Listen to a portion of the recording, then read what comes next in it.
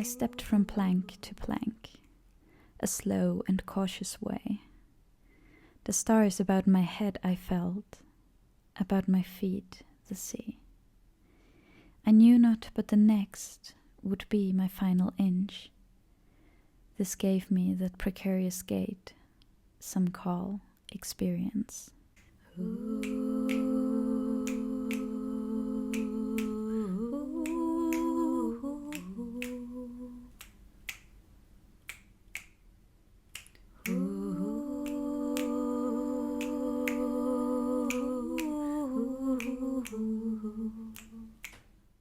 Hello everyone, hi. So, there's a lot going on in my life at the moment. A lot of emotional challenges and changes that are up ahead. All ultimately good, I'm sure. It's a lot. And really what I'm craving is just to have a few really simple days at home where I don't see anyone, where I can just do what I love and just take it slow and give this whole thing that is moving through me some space. So I'm just gonna take you along with me. I have quite some things to do for uni, so you're gonna see a lot of that. And yeah, so this morning I already read like 30 pages of this I Hate Fiction by Tim Shaner. I have to read it for my class on spectrums of postmodern writing. It's not my thing. I'll read you something. If you're reading this, dear reader, if you have in fact moved beyond the door of your own utter disbelief in this utterly fake fakeness, a fake fakeness that in being so utterly fake is in fact seemingly pure in its fakeness, and therefore not very fake at all, though we of course keep our distance from the pure naturally as well as the naturally pure. Sure, I mean that's a nice sentence. I just I'm not sure if it's gonna be my genre anytime soon, but I've done my bit of reading for today with this one. I'm gonna meet a friend next week and we're gonna have to put together like a presentation on that book. So yeah, now the only sort of big task I have to do for today has to do with Emily Dickinson. Let me actually move over to my desk, I'll show you. Okay, so here's something that excites me 300 times more. I'm gonna have to research any topic I like, basically. That's the cool thing about it. And I'm gonna do the topic of death in Emily Dickinson's poems. And I'm gonna compare 3 of her poems with 3 of her letters, and see what things she thought about around the time when she wrote these poems, and sort of her view on death, which sometimes is, I feel, a very erotic one. Okay, so the actual title of my work is gonna be Because I Could Not Stop for Death, He Kindly Stopped for Me, Emily Dickinson and the Subject of Death. And yeah, so one of the main poems is 712, Because I Could Not Stop for Death, He Kindly Stopped for Me. The carriage held but just ourselves and immortality. We slowly drove, he knew no haste, and I had put away my labor and my leisure too, for his civility. And so on and so on. Absolutely gorgeous. So what I have to do now is I have an article here that is called Finished Knowing Then, The Deconstruction of Certainty in Dickinson's Death Poems. And I'll have to read that. It's like 8 pages, and I'll have to write and argue why I chose this article and why I think it's relevant for my research, something like that. So I'm suspecting that's gonna take me a couple of hours at least. So I'll grab some food and get going.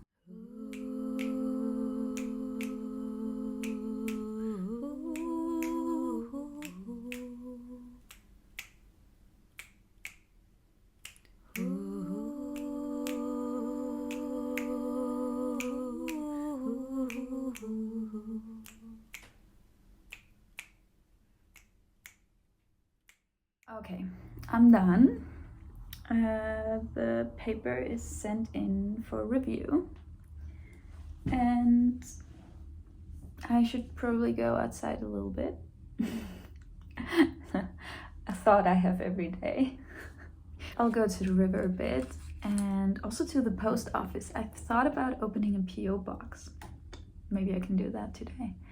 I've gotten into some situations lately where that would have been handy.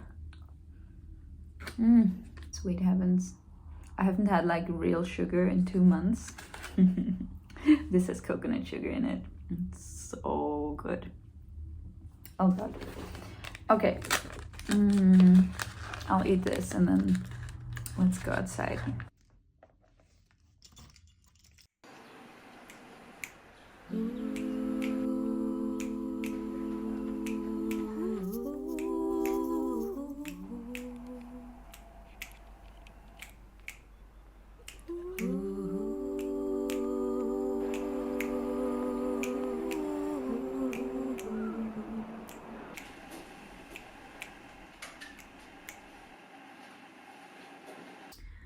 Okay, so I'm back home. The last thing I still have to do today is I have to de-enroll from my French class, because that's actually one that I decided to not do after all.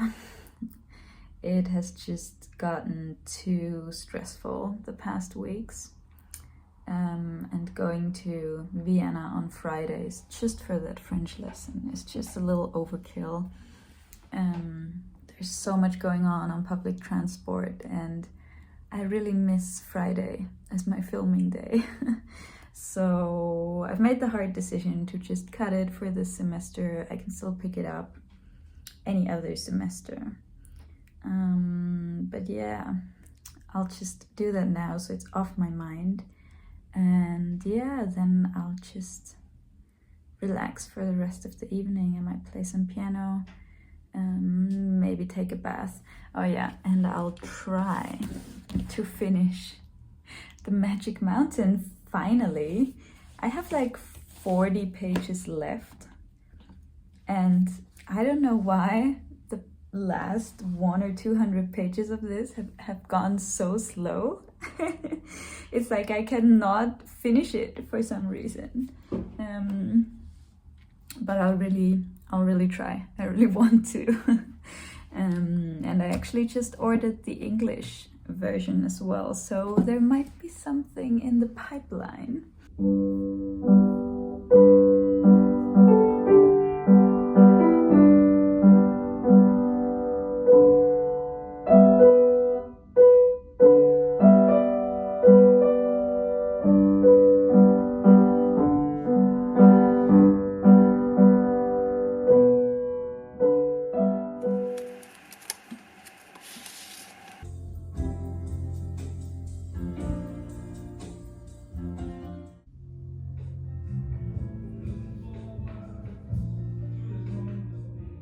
Okay, I'm feeling much better today.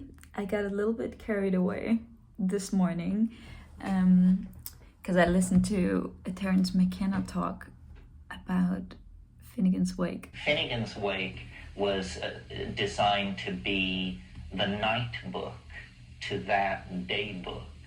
So it was conceived of as a dream, and one of the questions that undergraduates are asked to shed ink over is, whose dream is it? Joyce once in a famous interview said that if the whole universe were to be destroyed and only Finnegan's Wake survived, that the goal had been that then the entire universe could be reconstructed out of this. Some of you who are students of Torah, this is a very Talmudic idea that somehow a book is the primary reality. How amazing. Yeah, however, it's so beautiful outside today. It's funny, I'm sitting in my little study room, and this room is actually, we call it a loggia in German. So this room is not actually heated. So in winter, it's usually a bit cold out here.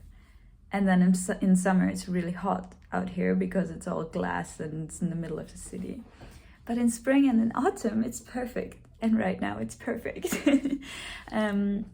But it's so warm today. I think I'm gonna try to go outside because many of the things I have to do today, I can just do outside. Maybe I can take a blanket and sit at the river for a bit. So I'm gonna do my best to finally finish that research paper thing that I have to send in. I got a bit of feedback on it and I have to like work over it one last time. I'm gonna do that and then I'm gonna bring everything. I'll pack some lunch. Okay, so I have to read my 30 pages of this book today. I'm going to finish The Magic Mountain. Now I have 20 pages left. I'm gonna make it happen. Then I'm gonna take my Norwegian notes and this notebook and write down some vocabularies into here. And then I have to answer people who have sent me phone messages. It's literally a to-do on my to-do list every week. Oh yeah, one last book thing. I just read A Room of One's Own with Sophie, my friend from university, who you might have seen in my last vlog. And we got these cards, there's nothing on it, but we're gonna try to, every time we read a book together, to like write on one side of the card what the book was about and just sum up the main points, and on the other side of the card what we liked about it or what we're taking with us or what has like stuck in our mind, because we're looking for a way to like retain more of our reading. And yeah, it's the first time we're trying it out and we said we would talk about it at the end of the week, so lots of booky things. I'm so happy about that. Okay, so I'll finally get that paper done and send it in, and then I'll see you again a little bit later.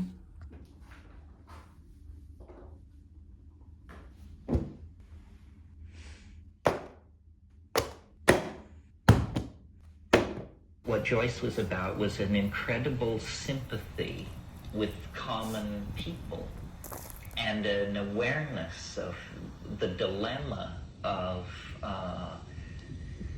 being a Jew in Irish Ireland, being a devotee of scholasticism in the 20th century, of dislocation and disorientation.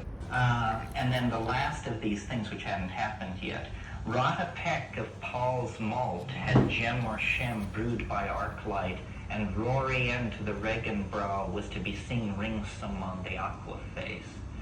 That seems pretty obscure to me. According to Joseph Campbell, it's simply a reference to the presence of God moving over the waters in the first lines of Genesis.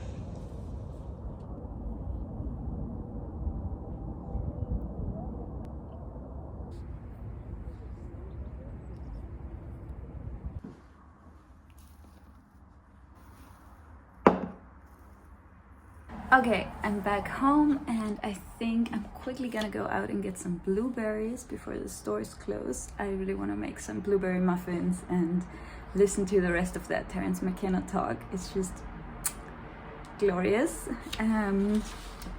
Yeah, I didn't do everything I wanted to do today, but that's okay. I might still read some of I Hate Fiction tonight, and yeah, the rest, it's not a big deal. Like, I always try to leave enough room in my schedule that, you know, I can also do things another day. I think I'm gonna leave it at that for the video. Thank you so much for watching, and I hope you enjoyed, and see you again soon. Bye bye. We are imprisoned inside the linear assumption that I'm a person in a place, in a time, I'm alive, most people aren't. But in fact, when you deconstruct all that, that is fiction.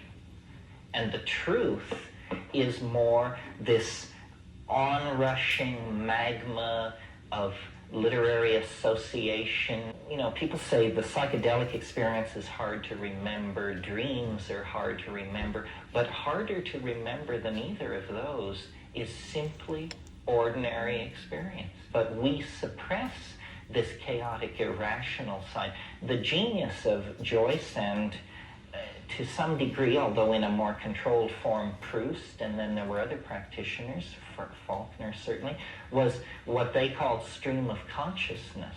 But what it was an ability to really listen to the associating mind without trimming, pruning, judging, denying.